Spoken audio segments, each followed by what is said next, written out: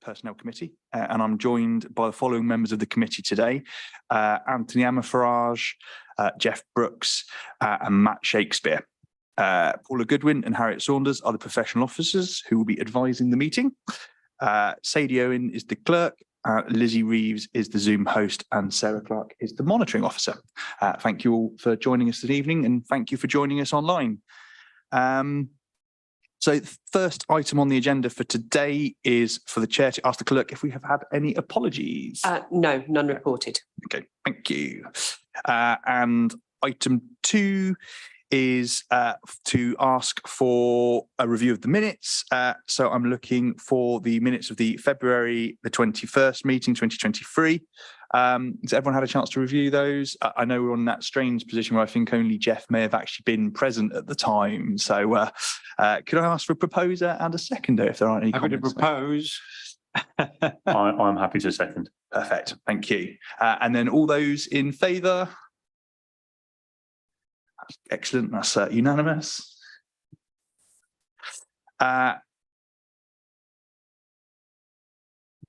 And then we move on to the minutes for the meeting of the 25th of May 2023. So I only have one comment to make on these. The time on the minutes at the bottom said it commenced at 10:14 p.m. and finished at 10:15 p.m. I don't think it went that late, did it? For that full council meeting.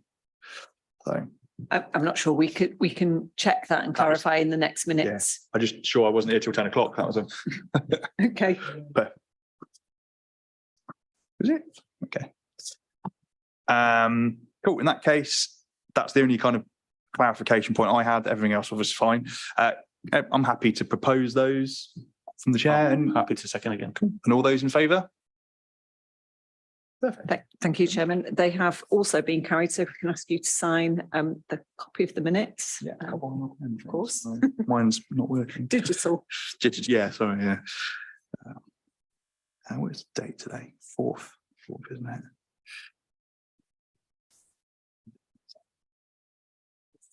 Oh, that page. Perfect.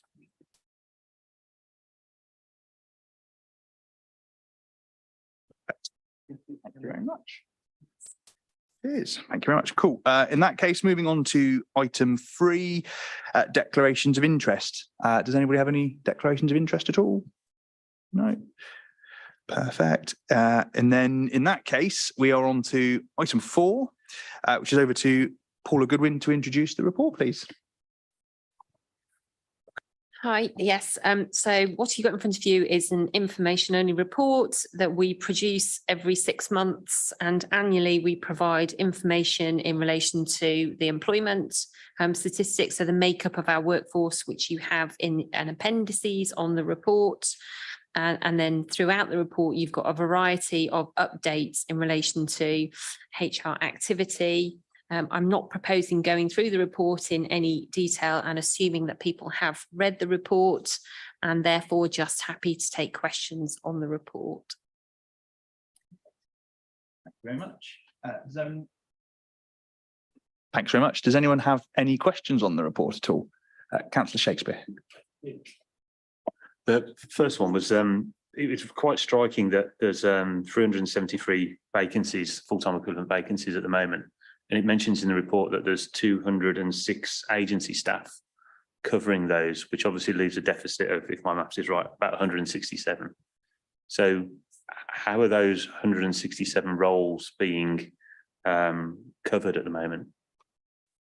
I know, obviously, that's a very broad question. I don't expect to answer on each one, but.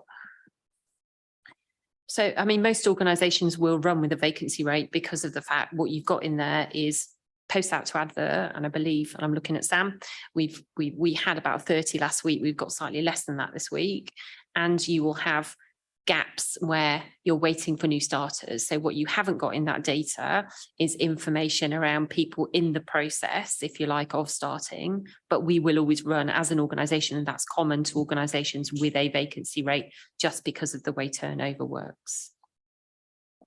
Thank you. So we can sort of assume that 167 is just sort of regular turnover, and that's not a long, there's no sort of particular long-term gaps in staffing in those roles. So in some areas in the organisation, we obviously struggle to recruit. That's not uncommon across local government. So certainly for social workers, children and families, and some of our more specialist roles, we do struggle to recruit in those areas. So there will be gaps where there's a national recruitment consideration, and we are trying to address that as an organisation. Thank you. Thank you. Councillor Brooks. Thank you. I've gone through this with Paula as portfolio holder for HR. There's always going to be a number of agency workers in an organisation of this size. And we're always going to want to try and reduce that because it's more effective to have people permanently employed. There's a lot of work going on in that, and there's been some good examples of temp to perm conversions. Is there not? Yeah. And we're going to try and build on that. But I don't think there's an optimum number you get down to. There's a lot of work going on in recruitment. It's going to be likely to be one of the first transformation projects. How do we tackle all these vacancies? And I'm really optimistic that we can adapt the attraction techniques and the recruitment process to be more efficient and make a real impact on the balance, members, between full-time employees and temporary interim contract workers.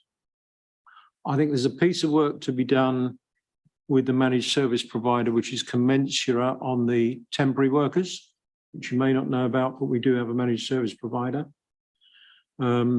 And I'm seeing them on the 17th of July.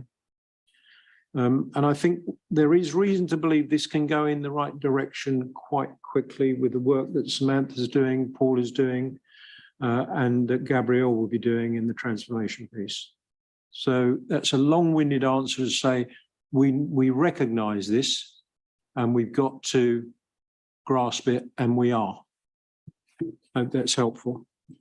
Very much so. Thanks, Joe. Thank you. Councillor Amafaraj. Thank you, Chair. Not a question actually, but it's very encouraging, Jeff, as well as Chair, to see the first cohort of graduate students will be coming as autumn 2023. So that's where I think you can find a pool of talent coming in and filling the roles in the future, in the near term to long term.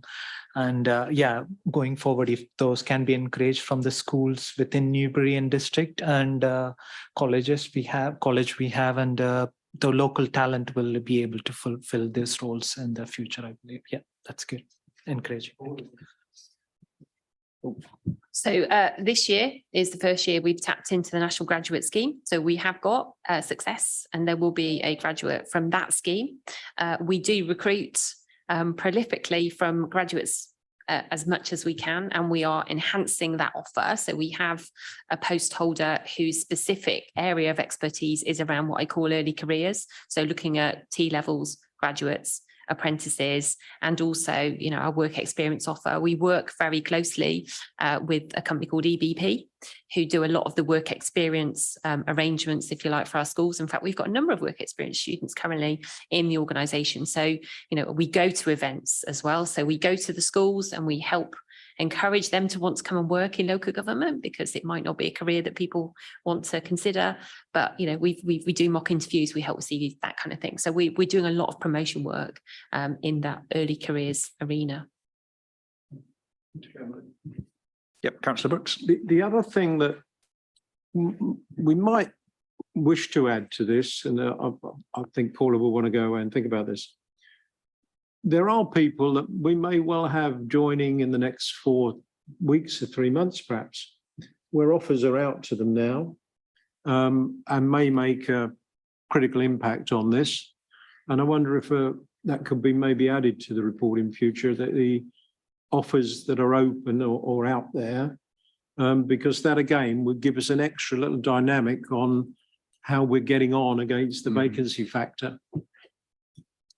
Yeah, and actually it's KPI time of year. So we are looking at our current KPIs at the moment, and some of that are around things like first time to recruit and also people in that process at the moment in terms of that offer.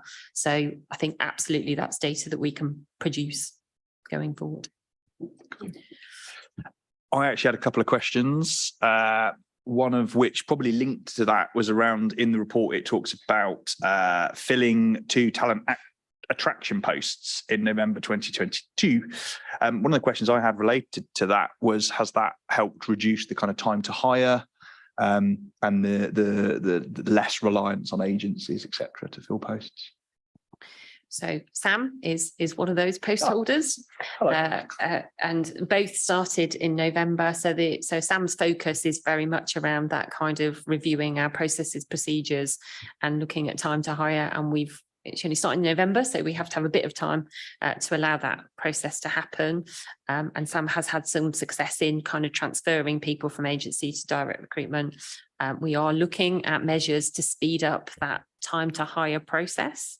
And Councillor Brooks has been involved in some of those conversations as well today. So we can't give you data yet in terms of what that looks like, but we are starting to look at data, because I've said to Sam we need to start collating it. So we're hoping we can provide some data in terms of what that looks like. But Sam probably has a better idea in terms of what our current time to hire is and what we're hoping to achieve.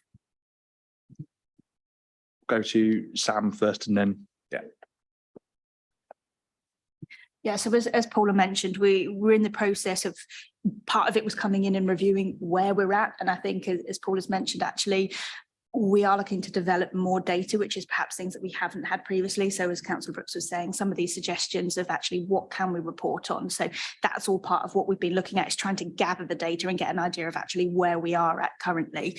And as you say, part of that is looking at our time to hire. We've got a number of suggestions at the moment. As Paula mentioned, we were in a meeting with Councillor Brooks earlier regarding reducing that and actually what we can do to streamline that process. So at the moment, we haven't reduced that time to hire, but we're working on what we do to implement, to make changes in order to reduce that. So it is, as Paula says, potentially probably the next meeting, we might have a bit more data to be able to start tracking. Perfect, great. Councillor Brooks. What you see on page 17, Chairman, below the logos, is that an employer value proposition is being developed. An EVP is vital. Why do people want to work at West Berkshire Council? Why do they stay working here? What would they say to their friends? We have a referral scheme to say, come and work for this organisation. We've got to capture that so that we can take that to market as well.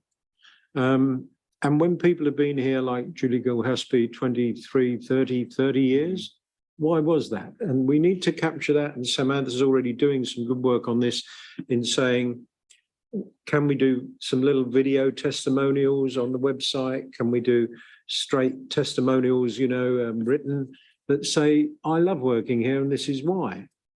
We don't have that at the moment, and the EVP will draw that together, and then the talent attraction will get better as a result of that. It's quite a long journey, but you've got to start somewhere, and we've started that journey. Good. One of the other questions I had was related to absence, which was, is there any kind of particular root causes to why the people directorate has lost more days than perhaps the others? I'm going to let Harriet answer that question. If Harriet's okay with doing that, Harriet's more of an expert in relation to the sickness data. Yeah, so it's potentially more to do with the makeup of that that directorate. So within people, we have a lot of our frontline care teams, and they of course are on the front line to be infected, for example, with COVID, with lower level viruses than some of our other people. If you look at resources, for example, I know a lot of us in resources, we work from home 3 days a week. When you're in people and you're in that front line of care and provision, you don't have that luxury, and you will see that. And when you look at the ONS, the Office of National Statistics, you will see that in those sorts of professions, the absence rate is always higher. It's also to do potentially with things like musculoskeletal injuries, as you would expect. Yeah. in a more physical role. So a number of reasons behind that. Nothing particularly out of the ordinary when I compared them with ONS. You don't like to see that discrepancy, but it's part of a function, part of the function that we have those roles still within house rather than being outsourced to private providers, for example. Cool. Thank you.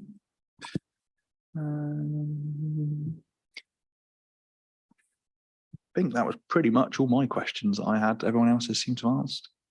Anyone else got Councillor Shakespeare? Yeah, I've got just another one. Coming on, it was a very good question. It's one I had listed as well, but I was just very interested. Apologies, sorry. Obviously, we've got quite a large percentage of absence for mental health issues, and it seems from 0.7, 0.20 that's sort of 3 times the national average in the ONS. Obviously, that's across a whole range of different industries. I wonder if you could just speak a little bit more about that and what may be the reasons that we have that discrepancy. Unfortunately, it's a little difficult to drill down into the data because there aren't national comparisons at that level. What the ONS data tells us when we look to externally benchmark is that those people in caring professions and women tend to have higher levels of mental health absence. And that's to do with a number of factors, as you can imagine, particularly in service occupations, for particularly women, I have to say, who are juggling home and children and will have been juggling homeschooling. And I think what we're seeing anecdotally with data from our occupational health provider as well is that this is cumulative effect. And so we're not necessarily seeing an instant impact. What we're perhaps seeing is a cumulative impact indirectly linked to 3 years of COVID and lockdown and juggling. And for those in those frontline occupations, they will have had a particularly tough time, I would suggest, in some of those COVID months. And mental health provision in the National Health Service, sadly, is very difficult for people to access at the moment. We do provide 6 sessions of counselling, but we are not a frontline service to intervene in mental health issues. But again, anecdotally, I know that children's mental health provision, for example, and this is anecdotal, this isn't borne out in this data, but I'm, talking to school mums where sadly they are having to try to access mental health provision for their children. They're looking at some of them up to a nearly 3-year waiting list on the NHS. Now, actually, that impacts then on the whole of the rest of the family. It's really difficult to pick up that level of granularity in the data that we look at, which is a fairly blunt-edged tool. But unfortunately, what I think we're seeing is a cumulative effect of pressure on the NHS, pressure on frontline services, pressure on the working population as a whole. So while we have our EAP provider, our employee assistance program, as I say, we do provide up to 6 centrally funded sessions of counselling. And if a service area feels that that's particularly beneficial, they do, in some cases, pick up that continued counselling cost for their employees to keep them there. We make really good use of our occupational health provider, who are Cordell, who are really excellent at signposting employees and managers to other sources of provision of support. But unfortunately, if the capacity isn't there in those outside services, the impact that can have sometimes is limited. Thank you very much. I think we all councillors see the same issues that you've picked up there with CAM's support for people and just mental health services generally across the country. One of the sort of follow-ons from that is that I noticed that rate of mental health absence went up by 36% in a year, and I completely understand your points about it being a very sensitive subject and not something that's very easy to drill down into. But having seen that level of rise over 12 months, is there any more we can do? Because it's just a little concerning that it's on a rise, and is there any more we can do to help direct the efforts of the EAP or anything else we can do to help people in that position? So, I mean, I think the rise, some of that can be attributed to COVID. So I would suggest that during COVID, it existed and it was on the rise. It was just hidden in some of the statistics because of the fact that COVID itself was actually isolated in terms of sickness absence data. So it was only last year that was included in sickness absence data. So I think it's been on the rise. And in talking to colleagues in other local authorities in Berkshire, they are seeing that same rise. What we are trying to do as an organisation, so we have got a wellbeing business partner that was appointed last April, and we've got mental health first aider training across the organisation. We have a target of around 10% of the workforce we want to have as mental health first aiders. Now, I know they're not that frontline service, but they do help and they can signpost. So, we are seeing the benefit of that and people are finding that really valuable. I mean, obviously, we tap into our services within the organisation. We're very lucky as an organisation to have other departments that can assist in public health, etc. So we try and do what we can to work with other organisations to support staff. But ultimately, we're not the medical profession. We're not GPs. They need to try and access that. So it's, it's a difficult one from that perspective. Also, from managers' perspective, we have put a lot of support in place to help managers manage those situations. So mental health action plans, support, I say not training because training isn't the right word, but lots of kind of coaching and mentoring sessions from our wellbeing business partner. And actually she does a lot in terms of going out and talking to staff in part of their team meetings so that managers understand what their responsibilities are. I also think that people are more aware of mental health in terms of what that is. So people are more kind of open to talking about it and using that as a bit more of a discussion point, if you like. So we're more aware because people are more aware of how that impacts on them. So I think there's a number of different reasons we're seeing that rate particularly go up, and that being a recording mechanism, if you like. So I think we're trying, and we will continue to try. We talked to our staff. We did a wellbeing pulse survey with the organisation not that long ago. We'll do another one. So we are asking staff what works for them and how we can support them in the organisation and doing as much as we can to help. Councillor Brooks. I'm going to draw your attention to an area I think we can improve, but is a challenge. And then I'm going to draw your attention to something where I think things have gone really well, which doesn't mean the first thing hasn't gone well. In terms of exit interviews, you'll see in your appendix, we had 242 people leave last year. Let's say 20 a month is not as smooth as that.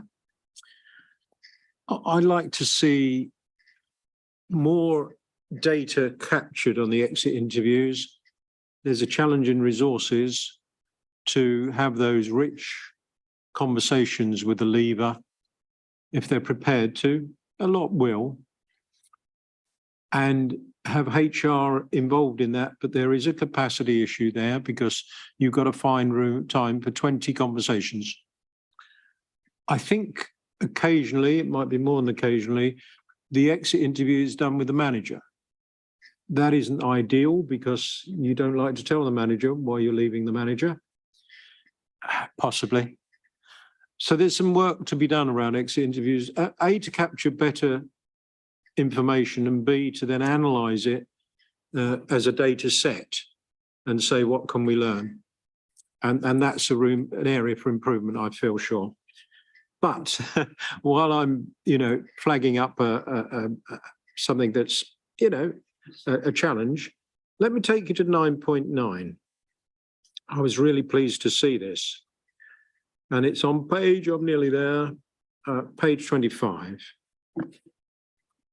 And it's sort of thing, Paula, in future, it might be a good thing to draw attention to, that the number of employees who completed at least one training course, went from 1169 to 1475 in the space of in the period.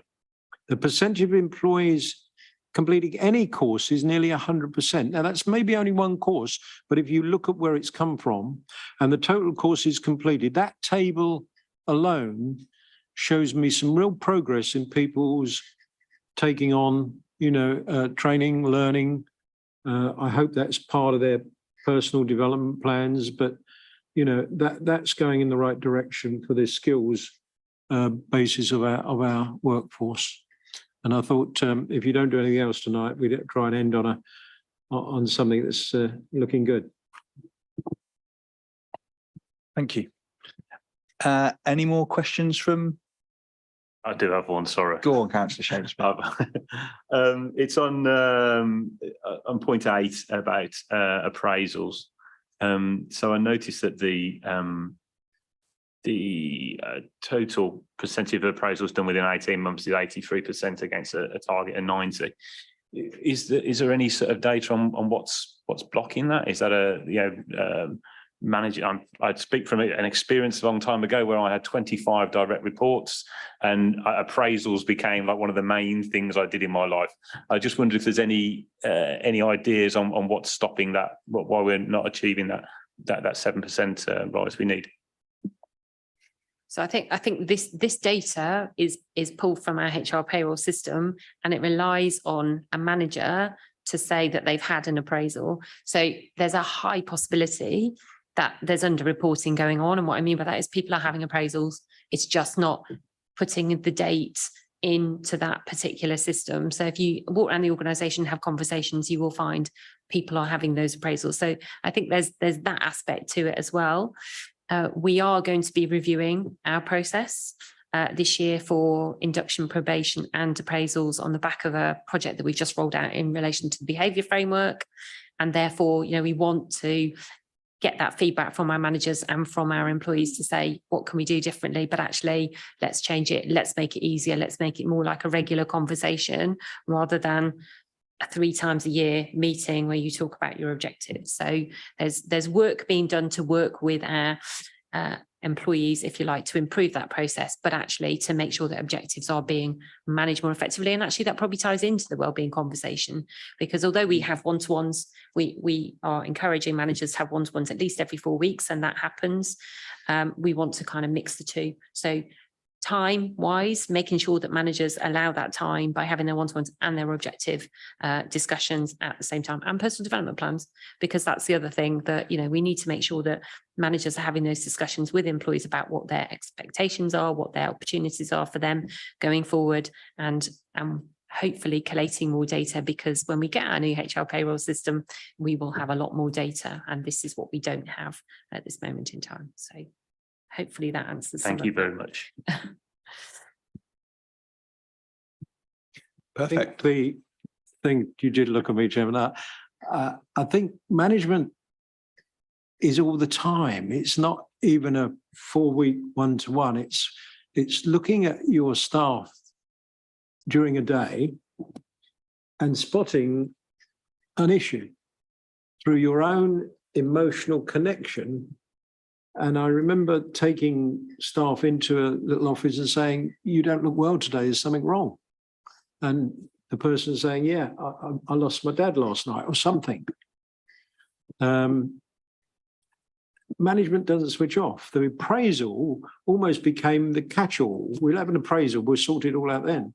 And we're trying to get this across within the behaviour framework, I think, which is, you haven't mentioned, but we're rolling out the behaviour framework, that people, managers, leaders are constantly aware of the mood of their team and the mood of their individuals. Harder to do on Zoom or Teams, by the way, which is perhaps why I don't love it. But I think we've got, something better going on, particularly through the behaviour framework, hopefully, if that's embraced. I'll shut up now. Thanks. That's good. Thank you. Any more questions? No? Any more comments or closing remarks? No? Cool. So this is an information only report, so there is no votes or anything to take off the back of that. It was just to receive it really, and any information off the back of that. So the next item is item 5, which is the date of the next meeting, and that is in the diary currently at the 16th of January 2024. Shudder. And unless there are any other business, that concludes the business for this evening. So thank you everyone for coming along, and thank you to those online. Yes, thanks very much. Cheers. Thank you.